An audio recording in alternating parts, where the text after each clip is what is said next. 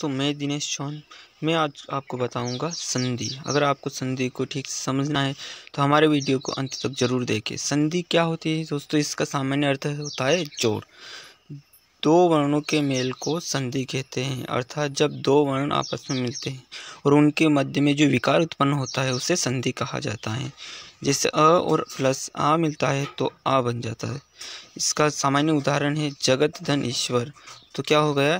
जगदीश हो गया। यहाँ पर त और ई मिलकर त हो गया। ठीक, इसके पश्चात संधि के कुछ प्रकार है।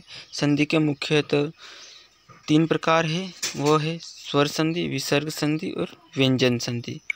कौन कौन से? स्वर संधि, विसर्ग संधि और व्यंजन संधि। इसमें सबसे पहले हम देखते हैं स्वर संधि। स्वर संधि दो स्वरों के मेल से जो विकार उत्पन्न होता है उसे स्वर संधि कहते हैं। जैसे अ प्लस आ का आ हो जाता है, ई प्लस ई का बड़ी ई हो जाता है। इस प्रकार स्वर संधि के उदाहरण में एक उदाहरण हम ले सकते हैं, जैसे विद्याधन आलय का विद्यालय हो जाता है। इसके पश्चात हमारी स्वर संधि के कुछ भेद हैं। वो भेद इस प्रकार है।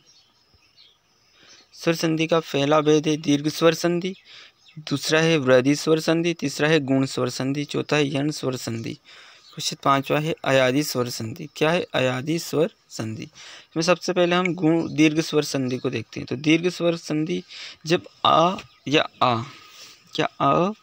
और आ या फिर ई और ई के मिलने से जब क्रमशः आ व ई विकार उत्पन्न हो जाता है तो इसे दीर्घ स्वर संधि कहते हैं। क्या कहेंगे इसको? दीर्घ स्वर संधि। जैसे विद्या प्लस आलय के मिलने में विद्यालय हो जाता है। यहाँ पर विद्या का आ और आलय का आ दोनों मिलकर क्या? बड़ा आ हो जाता है। इसी प्रकार यहाँ रवि और ईश, यहाँ पर छोटी छोटी ई मिलकर बड़ी ई बन जाती है। इस प्रकार हमने आज दोस्तों दीर्घ स्वर संधि को समझा। यह स्वर संधि का भेद है। इसके साथ अगले वीडियो में हम पढ़ेंगे वृद्धि स्वर संधि, गुण स्वर संधि और यण स्वर संधि और अयादी स्वर संधि। अगर हमारा वीडियो अच्छा लगा हो तो वीडियो को लाइक करें और चैनल को सब्सक्राइब करना ना भूलें। थैंक यू दोस्तों।